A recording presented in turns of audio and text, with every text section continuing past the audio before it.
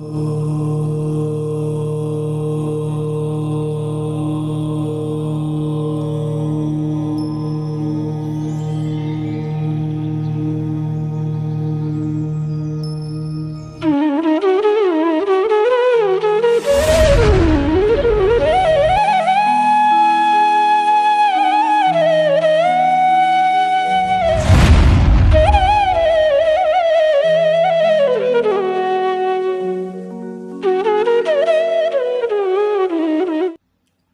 ह्रीम अरहम ळमूजिनाणम।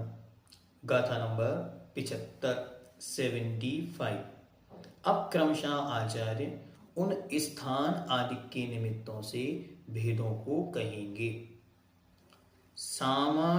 सामण्य जीव तस्थावरेषु इगी बिगल सयल चरिंदुगे इंद्रिय काये चरिमस्ये दुति चदु पणक भेद जुदे। सामण्य जीव तस्थावरेषु इगी विगल सयल चरिम दुगे इंद्रिय काये चरिमस्ये दुति चदुपणग भेद जुदे। गाथाओं के स्वरूप में अंतर आता है तो उनके पढ़ने और उच्चारण में भी अंतर आता। प्रत्येक गाथा एक सी यहाँ पे नहीं लिखी, ये एक विशेषता भी देखने में आती। कहते हैं सामान्य जीवा अर्थात सामान्य जीव कौन है? त्रस स्थावरेषु, त्रस और स्थावर ये कौन है? ये सामान्य जीव हैं। मतलब जीव के जो सामान्य भेद किए जाते हैं, जो हम भाग 1 में पढ़ के आए थे, उस समय आगम प्रमाण नहीं मांगा था आपने, उसमें लिखा हुआ था कि जीव के 2 भेद होते हैं, हम सबने याद कर लिया। आज उसका आगम प्रमाण मिल गया कि सामान्य जीव तस्थावरेषु, सामान्य से जीव 2 भेद वाले हैं। तस मतलब त्रस, थावर मतलब स्थावर। ठीक, फिर आगे उनके भी क्या भेद हैं तो उनको आगे बतलाते हैं। वे कौन कौन से हैं? तो कहते हैं इगी बिगल सयल चरिम दुगे। मतलब इगी मतलब एक, बियल बिकल, बिकल मतलब 2 इंद्रिय, 3 इंद्रिय और 4 इंद्रिय। ठीक, और फिर आगे कहते हैं चरिम दुगे। तो नए नए शब्द सीखते जाए। चरिम शब्द क्या है? चरिम मतलब होता है अंतिम, लास्ट।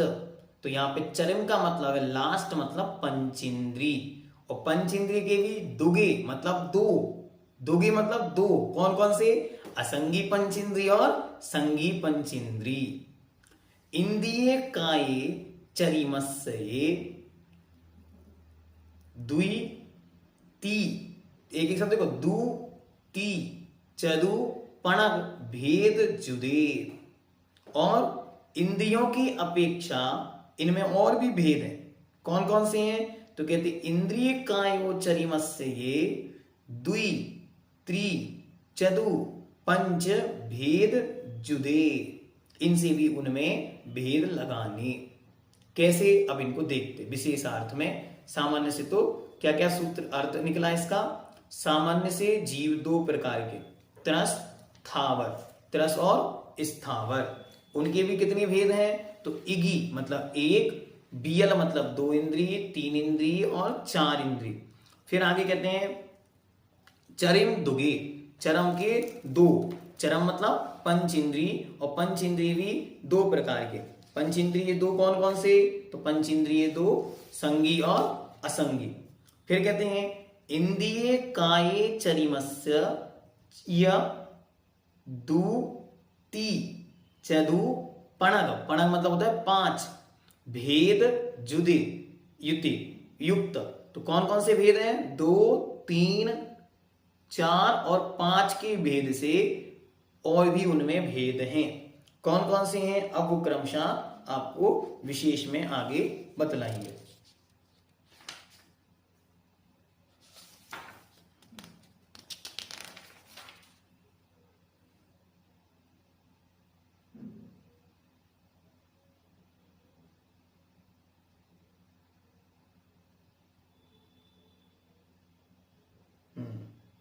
देखो इसमें इंद्रिय काय चरिमस्य, ये जो इंद्रिय और काय है तो कह रहे हैं इंद्रिय और काय फिर अंतिम चरिमस्य मतलब अंतिम त्रस के भी द्वि दो भेद हैं, त्रि तीन भेद हैं, चतु पांच चार भेद हैं, फिर पणग पंच भेद जुदे पांच भेदों से युक्त हैं।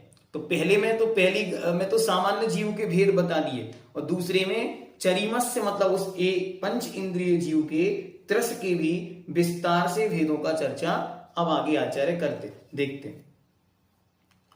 सामान्य से द्रव्य जीव का एक ही भेद है, बस जीव, ठीक है, क्योंकि जीव कहने से जीव मात्र का ग्रहण हो जाता है, इसलिए सामान्य से जीव समास का एक भेद, वो कौन, जीव, ठीक हुआ। आगे फिर त्रस और स्थावर की अपेक्षा से कितने भेद, दो, एक इंद्रिय विकल इंद्रिय, दो इंद्रिय, तीन इंद्रिय, चतुरिंद्रिय और सकल इंद्रिय की अपेक्षा से तीन भेद हैं। देखो एक इंद्रिय बियल मतलब विकल, दो इंद्रिय, तीन इंद्रिय, चार इंद्रिय और सकल इंद्रिय, इनकी अपेक्षा से तीन भेद।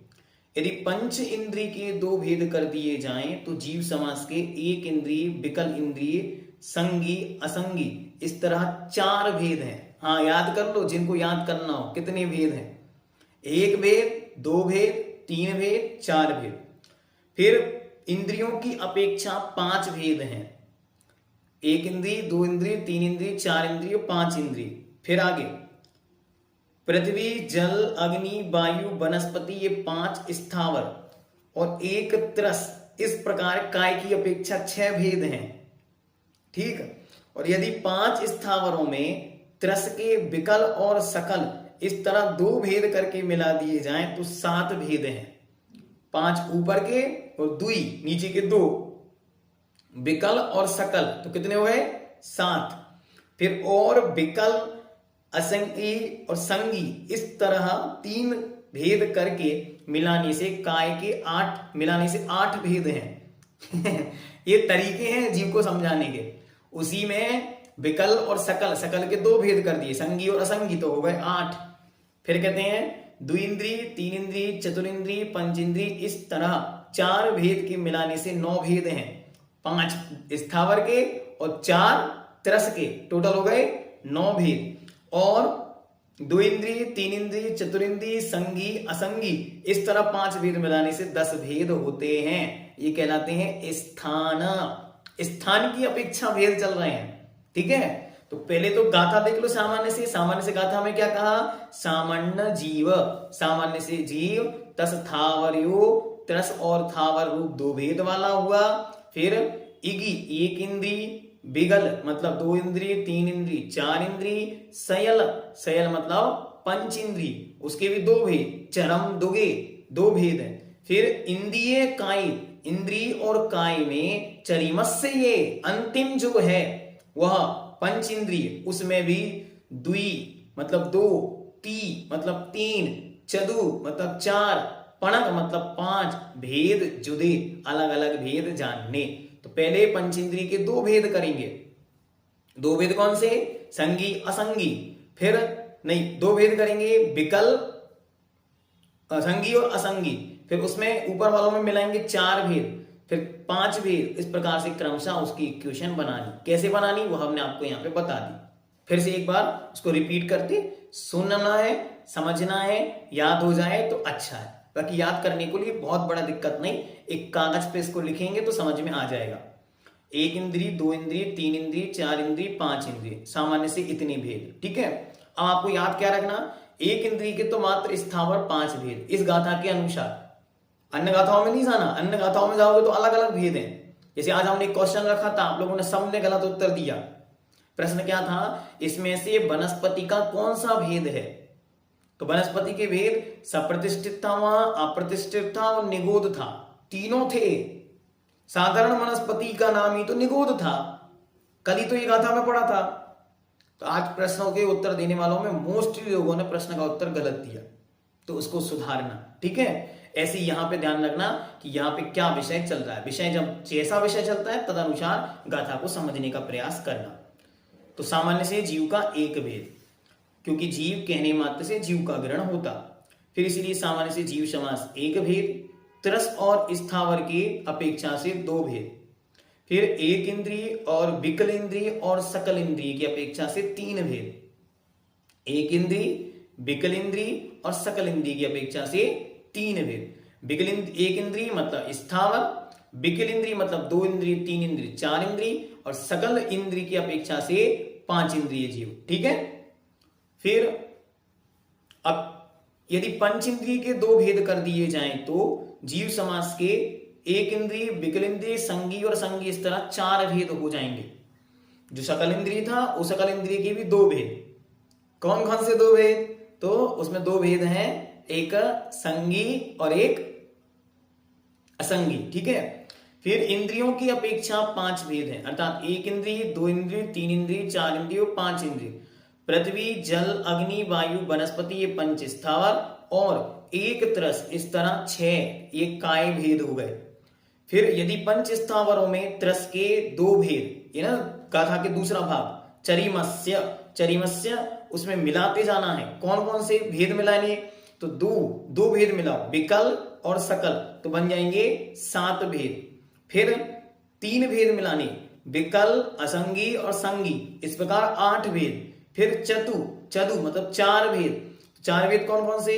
दो इंद्रिय, तीन इंद्रिय, चार इंद्रिय और पंच इंद्रिय, इस तरह चार भेद। और फिर मिलाएंगे पंच भेद जुदे, पांच भेद से युक्त, तो दो इंद्रिय, तीन इंद्रिय, चतुरिंद्रिय, संगी और असंगी, इस तरह 10 भेद होते हैं। ये कहलाते हैं स्थान। अभी समाप्त नहीं हुए, अभी और भेद इनके अंदर आएंगे, तो उनको आगे क्रमशः बतलाएंगे। अभी तो कितने बतला दिए, ये यहां तक 10 भेद बता दिए, 1 से 10 तक की गिनती हो गई। अब आगे की गिनती आगे देखेंगे, ठीक है। चलिए, ओम।